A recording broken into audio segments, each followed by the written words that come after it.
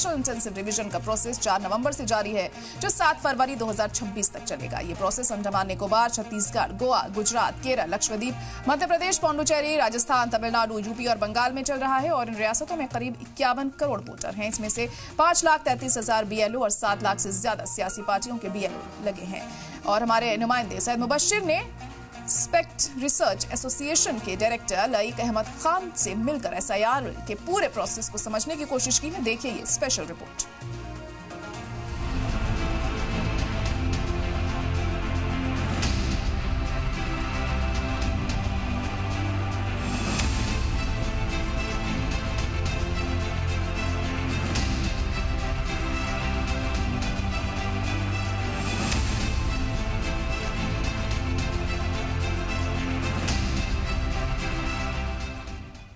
देश के 12 राज्यों में चुनाव आयोग की तरफ से यह आदेश दिया गया कि SIR की प्रक्रिया शुरू की जाएगी।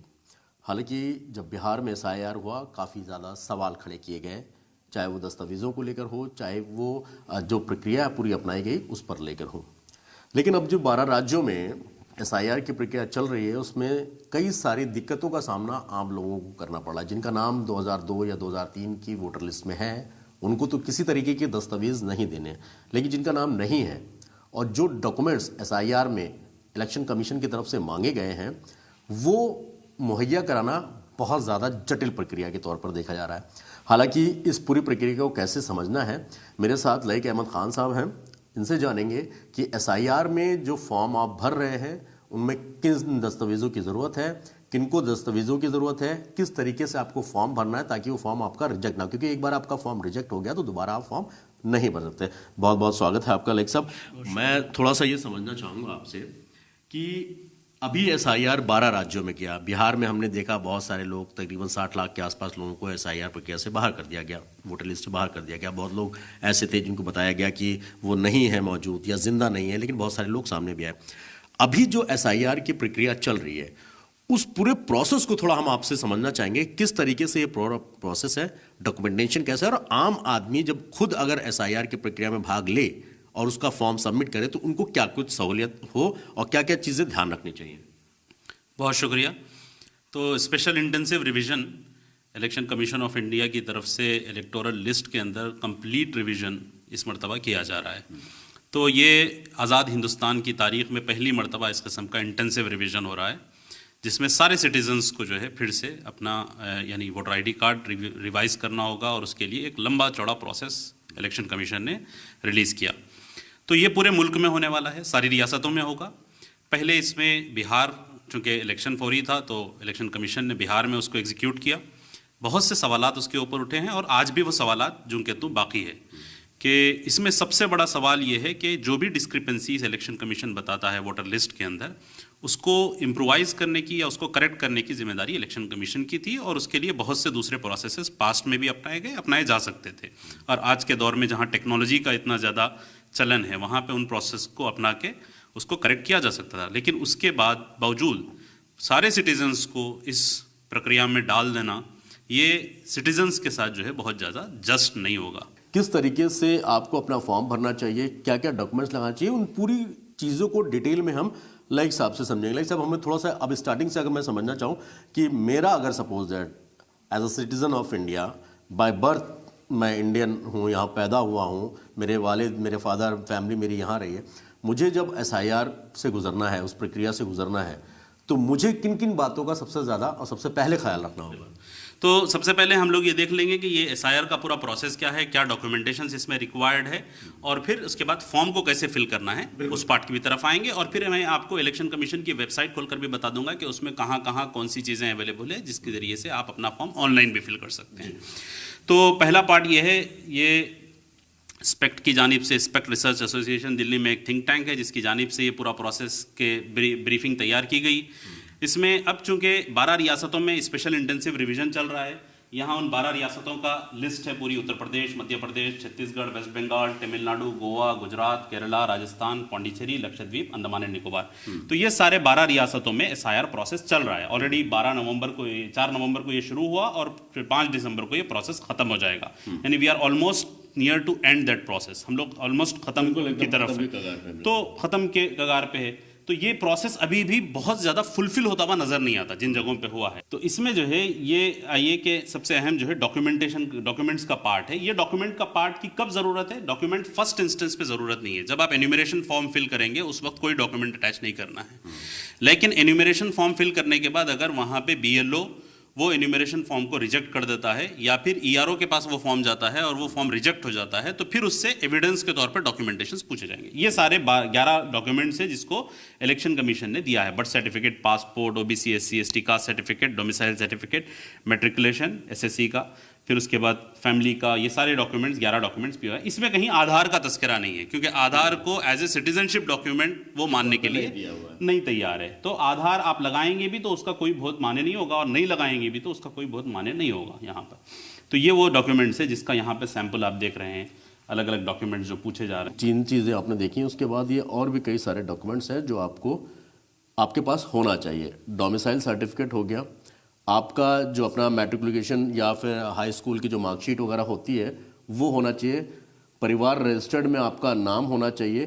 मैक्सिमम जो रूरल एरियाज यानी गांव के जो एरिया हैं उनमें परिवार रजिस्टर अमूमन लोगों के पास, ज़्यादातर लोगों के पास लगभग है ये चीज़ होता है, परिवार रजिस्टर वाला होता है ये चीज़ें। तो ये आपके पास होता है। कॉपी ऑफ फैमिली रजिस्टर ये होना चाहिए। दूसरा सबसे मेन चीज़ है इसमें दिया गया है, जैसे ये आप देखेंगे ये गवर्नमेंट सर्टिफिकेट है, जैसे डाकघर का, पोस्ट ऑफिस का जो सेविंग आपने वो किया है उसमें ये चीज़ें आ गई हैं आपकी। तो ये कई सारे ऐसे डॉक्यूमेंट्स हैं जो आप देखेंगे जिनको आपके पास जो होना ज़रूरी है। अब जैसे ये फॉरेस्ट राइट सर्टिफिकेट है। दूसरा NRC में आपका नाम है या नहीं है। जिन स्टेट में NRC हुआ है वहाँ पे NRC में अगर आपका नाम है तो वो सर्टिफिकेट भी यहाँ पे चलेगा। आसाम में जैसे NRC हुआ है तो वहाँ पे ये सर्टिफिकेट आपको वैलिडेट होगा इसमें लगाने के लिए। ओके। अब ये सारे सर्टिफिकेट्स के साथ हम असल फॉर्म की तरफ जाएंगे। फॉर्म का मैं आपको जो है ये सारे सर्टिफिकेट्स लगाना है तब जब आपके ऊपर सवाल उठा या आपको BLO उस लिस्ट से निकाल देता है तब लगाना है। शुरू में सर्टिफिकेट कोई सबमिट करने का नहीं है, पहले सिर्फ हमें फॉर्म भर के जमा, सिर्फ फॉर्म भर के जमा करना है। तो ये फॉर्म के बारे में तस्करा है, मैं इसके सिलसिले में सारी डिटेल्स आपको बता दूंगा।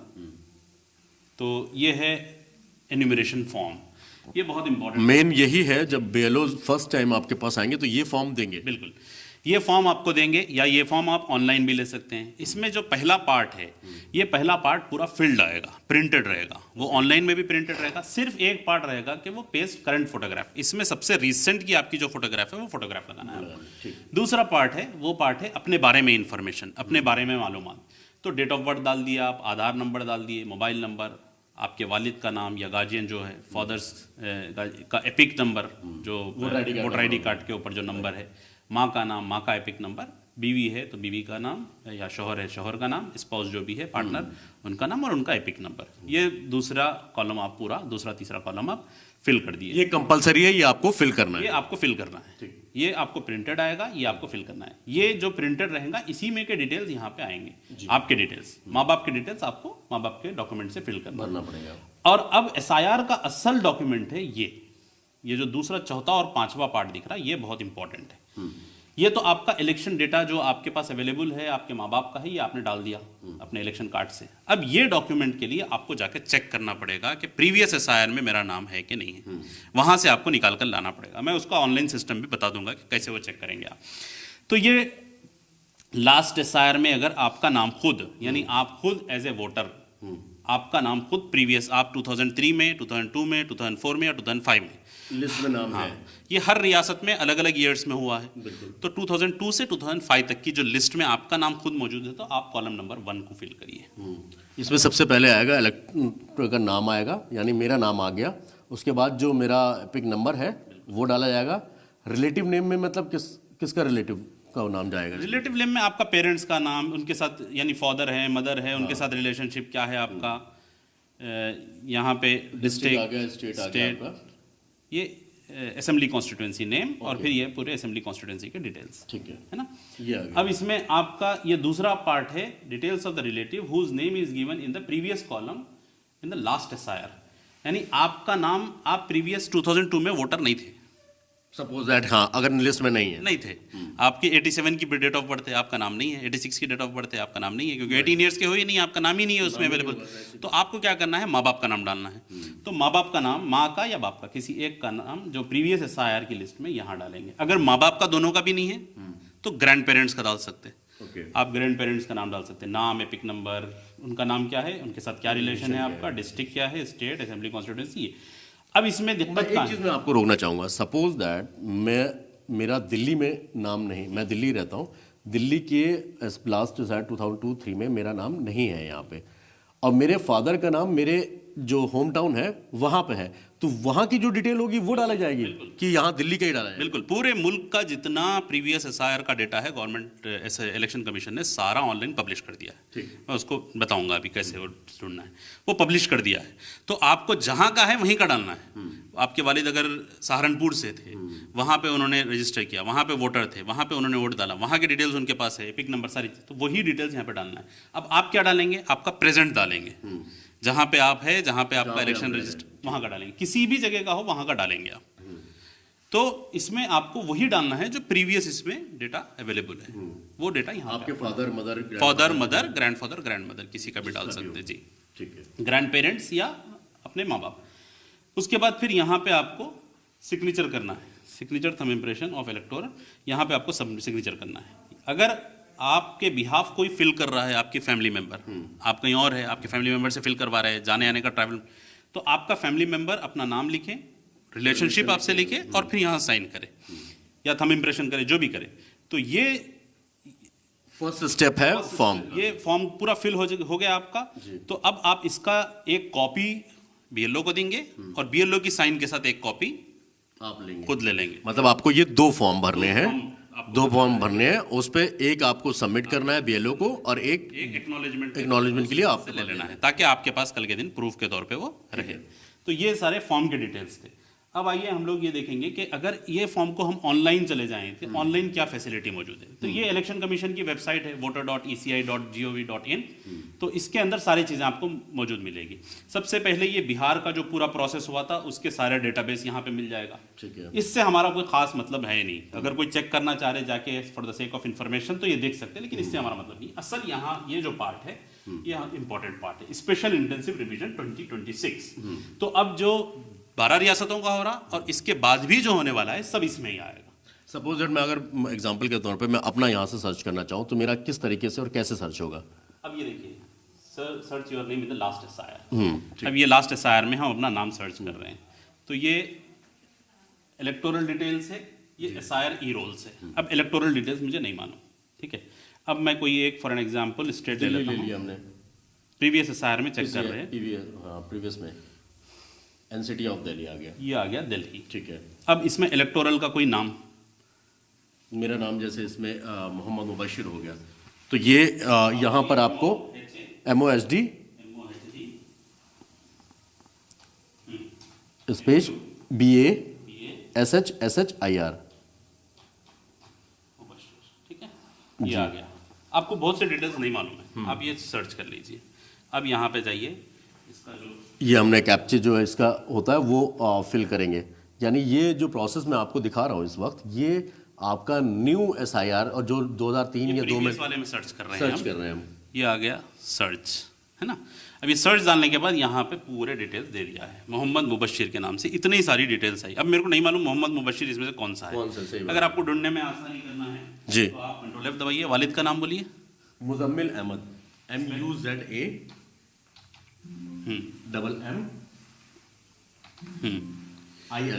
अब ये आपके वालिद का नाम जो है यहाँ पे जी ये नहीं बता रहा है। तो आप 2002 में वोटर थे, बिल्कुल। तो अभी इसमें आपको चेक करना पड़ेगा कौन सी कॉन्स्टिट्यूंसी। यहाँ पे तो ये अब जैसे ओखला कॉन्स्टिट्यूंसी यहाँ पे, तो ये आपका नहीं आ रहा है इसमें भी, तो इसमें आपका नहीं है, ये दिल्ली NCT में नहीं है, आप कहीं और रजिस्टर्ड थे तो वहाँ पे चेक करना पड़ेगा। नहीं, मेरा 2002 की जो लिस्ट है उस लिस्ट में मेरा नाम है। इसमें कई सारी चीज़ें हैं जो बहुत चेंज हैं, जैसे अब ये ऐसा है क्या, अब इसमें अगर मैं ये करता हूँ यहाँ से टाइप करिए कंस्टिट्यूंसी वाइज, अगर हम इसको चेक करते हैं तो आप अगर कॉन्स्टिट्यूंसी वाइज चेक करना है तो यहाँ पे सारी डिटेल्स डालना पड़ेगा। आपका डिस्ट्रिक्ट ऑफ लास्ट एसआईआर क्या था, आपका जो है एज क्या थी, मतलब लास्ट एसआईआर में एज कितनी रही, उसके बाद फिर आपकी कॉन्स्टिट्यूएंसी डिटेल्स क्या है, सीरियल नंबर क्या है, ये क्या है। असेंबली कॉन्स्टिट्यूएंसी जैसे 2000 में ओखला थी यहाँ पे, तो ये ओखला आ गया, ठीक है। सीरियल नंबर नहीं ध्यान है जैसे मुझे, तो ये मैं कैसे फिल करूंगा फिर इसको? कोई बात नहीं, आप सीधे सर्च में चले जाइए, जितना डिटेल्स मालूम उतना फिल करके देखिए। मैंडेटरी डिटेल्स है नाम ऑफ इलेक्टोरल और फिर आपका दिल्ली एनसीटी, जो भी स्टेट है, स्टेट और इलेक्टोरल का नाम, ये 2 मैंडेटरी है जो रेड मार्क मारे हुए है। कैप्चे मैंडेटरी है, बाकी के सब डिटेल्स ऑप्शनल है। ये है लास्ट एसआईआर में नाम सर्च करने की बात। उसके बाद फिर जो है फिल एन्यूमरेशन फॉर्म। अब मैं चाह रहा हूं कि ऑनलाइन फॉर्म फिल करूं। सपोज दैट कि मतलब ये नाम आपका लिस्ट में आ गया, चीजें आपने ढूंढ ली, आपने सारे डॉक्यूमेंट्स अपने तैयार रख लिए, यानी प्रेजेंट इलेक्शन कार्ड भी आपके सामने है, पास्ट की एसआईआर लिस्ट भी आपके सामने है, पूरे डिटेल्स आपके सामने हैं। आप गए, मैं चाह रहा हूं कि भाई मैं बीएलओ के पास हार्ड फॉर्म नहीं दूंगा, मैं ऑनलाइन करूंगा, या ये सारे डिटेल्स है कि आप हार्ड कॉपी भी दे सकते हैं। ऑनलाइन फिल करना है तो फिल एन्यूमरेशन फॉर्म, ये आपको लॉगिन खुलेगा। तो इस लॉगिन में आपको मोबाइल नंबर जो रजिस्टर्ड है कमीशन में वो, या अपना एपिक नंबर डालना और कैप्चे डालेंगे तो ये फॉर्म आपको खुल जाएगा। एक ओटीपी आएगा, उस ओटीपी के थ्रू आपका फॉर्म खुल जाएगा। साइन अप करेंगे, पूरा फॉर्म फिल करेंगे। फॉर्म फिल करने के बाद सबमिट करने के बाद वो एक रेफरेंस नंबर जनरेट करेगा। वो रेफरेंस नंबर आप रखिए अपने पास और उसके साथ फिर आप ट्रैक करते जाइए अपने एप्लीकेशन को। कि ये ड्राफ्ट, इसके बाद जैसे ये अगर हम ये करने के बाद, इस प्रोसेस के बाद फिर आपको अगर ट्रैक करना है तो ये एप्लीकेशन स्टेटस, इससे आप जाकर ट्रैक करके चेक सकते हैं। और ट्रैक कैसे करेंगे? ये ऑनलाइन में एपिक नंबर या मोबाइल नंबर होगा, कैप्चे डालेंगे आप, इसको ओटीपी रिक्वेस्ट करेंगे और ओटीपी से फिर क्या चीज आएगी? ओटीपी से आपको जो है वो लिस्ट नहीं, इलेक्शन कमीशन का साइट खुलेगा, आपको उस साइट में जाके आप चेक कर सकते हैं, यानी आपका लॉगिन हो जाएगा। आपका नंबर लॉगिन आईडी एक तरीके से बन जाएगी, आप कभी भी सर्च कर सकते हैं। आप कमीशन की वेबसाइट पे अगर जा रहे हैं, यहाँ से भी आप लॉगिन कर सकते हैं। आप लॉगिन करना चाह रहे हैं तो लॉगिन करने के लिए आपके पास प्रॉपर डॉक्यूमेंट, यानी ये फोन नंबर या एपिक नंबर है, ये मैं आपको दिखाना चाहूँगा। आपको जो रजिस्टर्ड मोबाइल नंबर है वो आपको डालना है, या फिर अपना ईमेल आईडी जो रजिस्टर्ड है आपका, या फिर एपिक नंबर यानी वोटर आईडी कार्ड नंबर जो आपका है वो डाल के आप इसको ओपन कर सकते हैं। और उसके बाद जो आपकी जो एप्लीकेशन है उसको पूरा ट्रैक रिकॉर्ड क्या है, उसका कहाँ पहुंची, क्या हुआ, साइट खुल जाएगा। पोर्टल पे आप इंडिविजुअल का जो साइट है वो खुल जाएगा, वो ट्रैक कर सकता है। अब जैसे ये इंडियन रेसिडेंट्स के लिए, ये इंडियन रेसिडेंट्स जो इंडियन सिटीजन जो फॉरेन रेसिडेंट है, ओवरसीज में रह रहे हैं, उनका यही प्रोसेस है। वो ईमेल एड्रेस डालेंगे, वो अपनी साइट ओपन कर लेंगे। उसके बाद उन्होंने जो भी फॉर्म सबमिट किया, एड्रेस करेक्शंस के लिए कहा, जो भी उन्होंने इलेक्शन कमीशन से रिक्वेस्ट की, उनके अपने साइट पे वो सारी चीज़ें विजिबल हो जाएगी। लाइक साहब, आखिरी और बहुत अहम सवाल अगर मैं जानने की कोशिश करूं कि जैसे फाइनली लोगों को सबसे ज़्यादा दिक्कतें कहाँ पर आ रही हैं इस वक्त, जिनका सबसे ज़्यादा ध्यान रखना चाहिए? सबसे अहम चीज़ें जहाँ पे सवालात उठ रहे हैं वहाँ पे है कि आपको अपने जो एसआईआर का एन्यूमरेशन फॉर्म है, इसके साथ कोई भी डॉक्यूमेंट अटैच करना है कि नहीं है। तो कोई डॉक्यूमेंट आपको अटैच नहीं करना है। पहले स्टेप में जो आप एन्यूमरेशन में आपको कोई भी डॉक्यूमेंट अटैच नहीं करना है, सिर्फ आपको अपना फॉर्म फिल करना है। लेकिन एक्नॉलेजमेंट जरूर लीजिए, एक्नॉलेजमेंट उसका लीजिए। ऑनलाइन फिल कर रहे हैं तो उसका ट्रैकिंग रेफरेंस नंबर या एप्लीकेशन नंबर जो भी आएगा वो आप अपने पास रख लीजिए। प्रीवियस एसआईआर के इसमें अगर आपके डिटेल्स नहीं होंगे तो क्या होगा? तो आपको प्रीवियस एसआईआर के डिटेल्स अगर आपके पास नहीं मिले आपको, या अपने माँ बाप के नहीं मिले, या ग्रैंड पेरेंट्स के नहीं मिले, किसी ना किसी के आप कोशिश करें कि वो डालें, क्योंकि वो कॉलम अगर खाली रखेंगे तो वो डायरेक्ट रिजेक्ट हो जाएगा। वो आप डिटेल्स कुछ ना कुछ उसमें डालेंगे, वेरीफाई होगा। तो वेरीफाई होने के दौरान कुछ अगर सवाल है तो बीएलओ बुला के आपको पूछेगा, वो आएगा आपके पास, वो नोटिस, उसका काम है कि वो नोटिस सर्व करे और पूछे, तो वो ज़रूर आप डालें।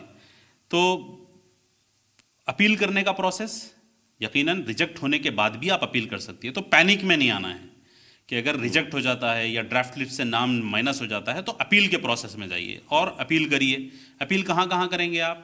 अपील जो है डीएम को करेंगे, फिर उसके बाद डीएम के लेवल पे भी अगर वो नहीं होता तो चीफ इलेक्शन ऑफिसर जो स्टेट लेवल का है उसको अपील करेंगे। अपील करके अपनी जो भी समस्या है उसको बताएंगे। अगर पूरी तरीके से इलेक्शन लिस्ट से नाम बाहर ही हो जाता है, फाइनल लिस्ट से बाहर हो जाता, तो क्या करेंगे? तब भी आपके पास एक ऑप्शन मौजूद है, वो है फॉर्म 6। नए वोटर के तौर पे फिर रजिस्टर करेंगे, फिर जो उसके बाद न्यू वोटर के लिए जो रिक्वायर्ड डॉक्यूमेंट्स है वो देंगे और फॉर्म 6 सबमिट करके फिर से उसको रजिस्टर करने की कोशिश करेंगे। कब तक वो इम्कान है? नए वोटर के रजिस्टर करने की गुंजाइश कब तक है? ये एक बहुत लोगों को कन्फ्यूजन होता है कि कभी ये प्रोसेस खत्म हो गया, ड्राफ्ट लिस्ट पब्लिश हो गई, अब नए वोटर की तरीके से रजिस्टर कर सकते हैं नहीं कर सकते? बिल्कुल कर सकते हैं। ड्राफ्ट लिस्ट पब्लिश हो जाने के बावजूद भी नॉमिनेशन की जो डेट रहेगी आपके रियासत में, आपके एरिया में, जब भी इलेक्शन रहेगा, उस इलेक्शन का जो भी फेस है, अगर वो स्टेट में फेस वाइज इलेक्शन है तो जो भी फेस आपकी कॉन्स्टिट्यूंसी का है उस फेस के नॉमिनेशन से 10 दिन पहले तक भी आप फॉर्म 6 सबमिट कर सकते हैं। ये बहुत अहम चीज़ है कि अगर आपका एसआईआर की प्रक्रिया में नाम नहीं आता फाइनल लिस्ट में भी, तो भी आपको परेशान होने की ज़रूरत नहीं है। आप फिर नए वोटर के तौर पर अपने आप को वोटर आईडी में, वोटर इलेक्शन की लिस्ट में जो है वो रजिस्टर्ड कर सकते हैं। तो इसमें बहुत ज़्यादा पैनिक होने की या परेशान होने की ज़रूरत नहीं है, क्योंकि आपको और दूसरे डॉक्यूमेंट्स के साथ में नए वोटर के तौर पर भी ऐड किया। लेकिन कोशिश ये की जाए कि जिस तरीके से ये न्यू एनुमरेशन फॉर्म है उसको प्रॉपर तरीके से भरें, और इसमें बहुत ज़्यादा परेशान होने की ज़रूरत नहीं है, क्योंकि पहले फॉर्म में आपको किसी तरीके का कोई भी डॉक्यूमेंट्स नहीं देना। डॉक्यूमेंट आपको तब देना होगा जब बीएलओ को कोई डाउट या कोई ऐसी चीज़ होगी जो आपको रीवेरीफाई बीएलओ को करना होगा, तब आपको सारे डॉक्यूमेंट्स प्रोड्यूस करने होंगे। ऐसा ही कुछ है। सही बात। तो डॉक्यूमेंट्स के लिए बहुत परेशान मत होइए, और इसमें कौन सा डॉक्यूमेंट फिल करना है मैं वो भी बता दूंगा अगर कोई डिस्क्रिपेंसी है तो। इसके अलावा जो है वो फॉर्म अपना बगैर साइन या बगैर थंब इंप्रेशन के फॉर्म सबमिट मत करिए। फॉर्म जो भी सबमिट कर रहे हैं कंप्लीट फिल करिए, साइन करिए और या थंब इंप्रेशन करिए, और एक्नॉलेजमेंट उसका लेकर फॉर्म उनको दीजिए, यानी बीएलओ को दीजिए। मतलब आपको रिसीविंग जरूरी है, कंपलसरी है, ये ध्यान रखिए। रिसीविंग जरूरी है, कंपलसरी है। और फिल्ड फॉर्म, यानी बहुत से बीएलओ पे चूंकि प्रेशर है तो वो आपको अगर बोलेंगे कि भाई आप साइन करके दे दो, हम डॉक्यूमेंट बाद में देखकर फिल कर लेंगे ऑफिस में, तो ऐसा मत दीजिए। आप अपनी जिम्मेदारी से पूरा फिल करिए, अपने सामने करवाएं, सामने फिल करिए, खुद फिल करिए और उसको साइन करिए। उसका डॉक्यूमेंट एक उनको दीजिए, एक अपन रख लीजिए साइन सिग्नेचर के साथ, एंडोर्समेंट के साथ। तो ये बहुत अहम चीज़ है कि ब्लैंक सिग्नेचर के साथ डॉक्यूमेंट नहीं देना चाहिए। तो सिटीजनशिप को क्या इफेक्ट करेगा? तो डायरेक्ट इफेक्ट नहीं करेगा, लेकिन लीगेसी डॉक्यूमेंट जो कि पूछ रहा है इसके अंदर, तो कहीं ना कहीं वो कनेक्ट होता है, लेकिन डायरेक्ट कोई कनेक्ट उसका नहीं है।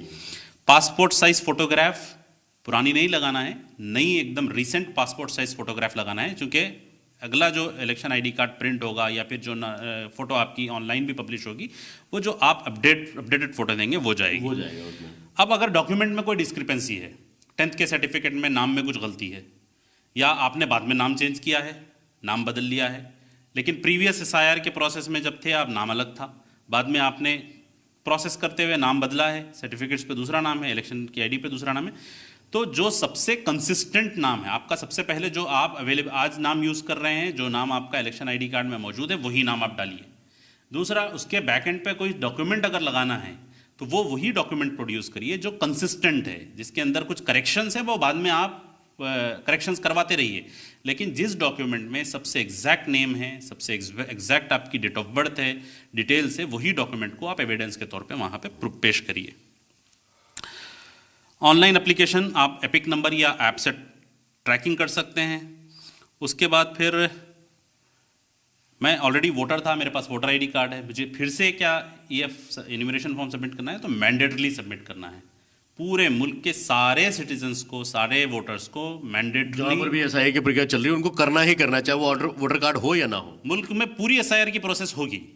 अभी 12 रियासतों में हो रही, हो सकता है कि अगले महीने या उसके बाद के महीने फिर इलेक्शन कमीशन एक नोटिस जारी करेगा, सारी रियासतों में करेगा, लेकिन फर्स्ट नोटिफिकेशन जो आया वो यही डिक्लेयर करता है कि सारी रियासतों में प्रोसेस होगा।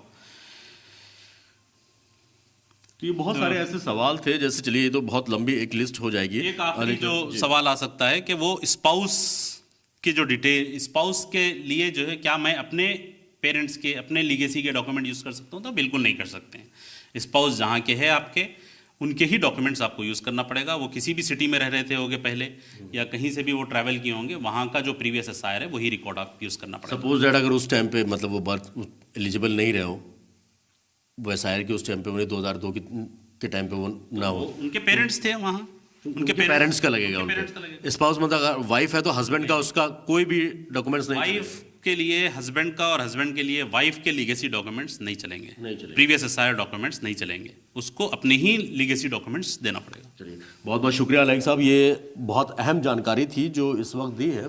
आपको ऑनलाइन अगर करना है तो ये पूरा पोर्टल है जो हम यहाँ पर आपको दिखा रहे हैं। इस पोर्टल के ज़रिए आप ऑनलाइन सबमिट कर सकते हैं SIR का। हालांकि बहुत सारे ऐसी दिक्कतें हैं, जब आप ग्राउंड पे जाते हैं, BLOs आपके पास आते हैं तो आपको फेस करना होता है। लेकिन हमारी कोशिश ये है कि SIR का पूरा प्रोसेस, किन डॉक्यूमेंट्स की ज़रूरत है, किस तरीके से ज़रूरत है, वो सारी चीज़ें हम आपको बेहतर तरीके से बता पाएँ। वीडियो न्यूज़ प्रमोद के साथ सैयद मुबश्शिर, जी मीडिया, दिल्ली।